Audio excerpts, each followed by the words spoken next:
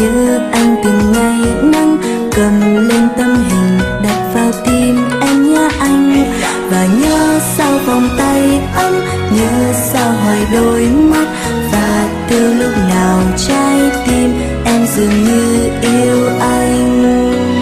Đừng hỏi em trái tim bao nhiêu phần nhớ anh.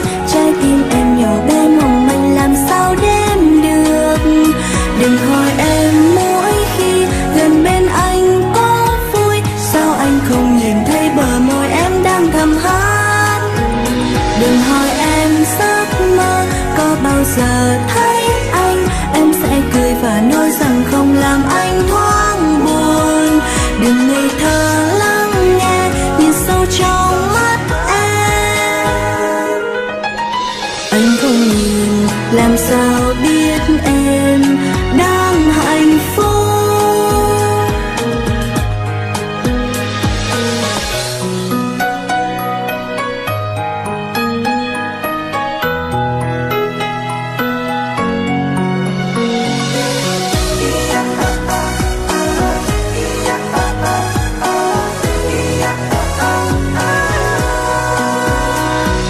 Nhớ anh từng đêm trắng, nhớ anh từng ngày nắng, cầm lên tấm hình đặt vào tim em nhớ anh.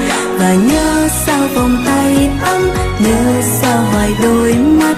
Và từ lúc nào trái tim em dường như yêu anh.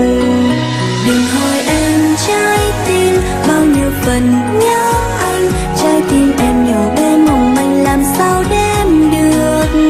Đừng hỏi em mỗi khi gần bên anh có vui, sao anh không nhìn thấy bờ môi em đang thầm hát.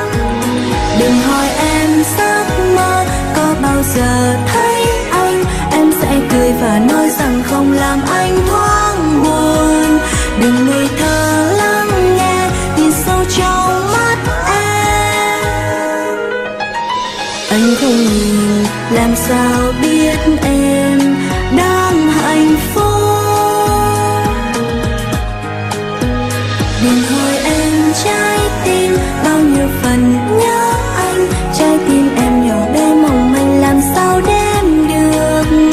Đừng hỏi em mỗi khi gần bên anh có vui, sao anh không nhìn thấy bờ môi em đang thầm hát.